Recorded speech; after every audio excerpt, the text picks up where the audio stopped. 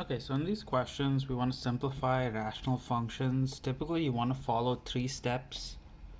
Your first step is going to be to factor if that's possible. Then your second step after you factor is state restrictions. And then your final third step will be to simplify. So always remember to state restrictions before you simplify. Now if I look at this first question, it's already factored fully, which means I can start by stating my restrictions. If you want to state your restrictions, it's just the x term on the bottom is not equal to 0. So x cubed is not equal to 0, or you could have wrote 6x cubed, doesn't matter. I'm going to cube root both sides. So basically x is not equal to 0. That is my restriction. And now we can simplify. So 9 over 6 simplifies to 3 over 2. And then x squared and x cubed is bigger on the bottom. So if I subtract the exponents, 3 minus 2 is 1. So I'm just left with an x in the denominator. So my final solution is 3 over 2x. Same idea in question 2, it's fully factored. So I'm going to start by stating my restrictions. You always have to state separate factors separately. So a4 is not equal to 0. I'm going to fourth root both sides. So basically a cannot equal to 0, and then b also cannot equal to 0. Those are my restrictions. Again, I'm going to simplify this. 7 over 21, that's just 1 over 3. You can write the 1 if you want, and the 3. A square, a4 is larger on the bottom, so 4 minus 2, that's going to leave me an a square on the bottom. Then b cubed, b, 3 minus 1 is 2, so I'm left with b square, which means I don't really need my 1, so my final solution is b square over 3a square.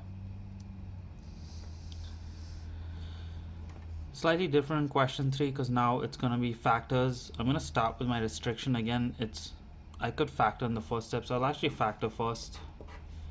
In the top right here, I can factor out by common factor 2ab,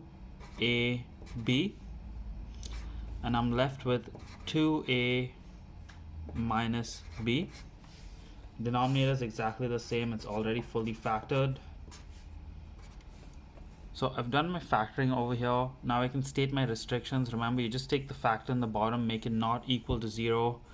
So 2a minus b is not equal to 0. 2a is not equal to b.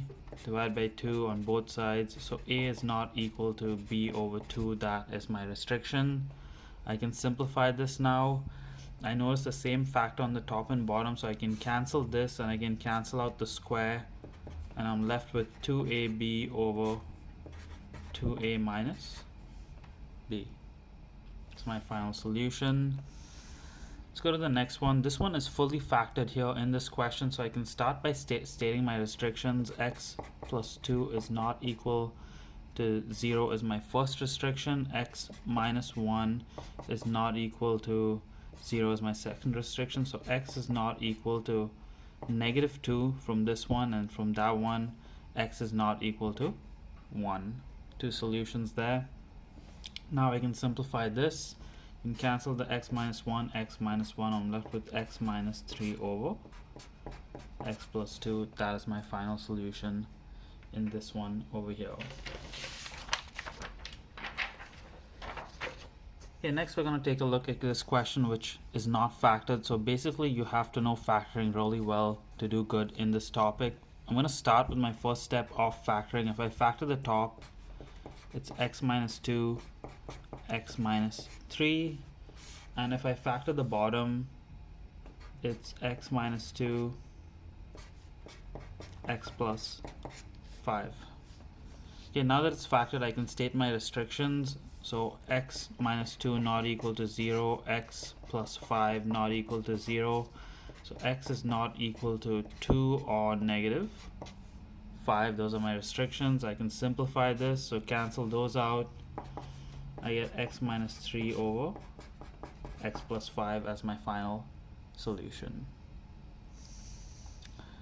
Okay, similar idea on number 6. It's fully factored, so I'm going to start by stating my restrictions. So t square is not equal to 0.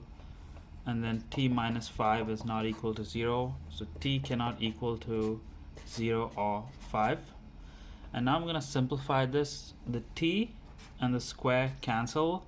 Now 5 minus t is not the exact same as t minus 5. When you cancel these two out, you are left with a negative 1. Okay, so in the top I have 2 times negative 1, which is negative 2, and in the bottom I just have the 5t. So that is my final solution for this one. And last question over here. So for this question, I like to do a step where I like to make the p squares positive. It just makes it a bit easier for me. So I'm going to factor a negative out of the top, and I'm going to write the terms in the proper order. So p square minus 3p minus 10, the sign of all of them changes. I'm also going to factor a negative out of the bottom, so negative p square minus 25. Now what happens is these two negatives just cancel out and you're left with that. So p square minus 3p minus 10 over p square minus 25, and this is a lot easier to factor and then simplify. I'm going to start by factoring it. So the top is just p minus 5 p plus 2, and the bottom is just p minus 5 p plus 5. Okay, next I'm going to state my restrictions. So p minus 5 not equal to 0, p plus 5 not equal to 0, so p cannot equal to 5 or negative 5. Then I'm going to come back here and simplify, so cancel those out, and my solution is just p plus 2 or p plus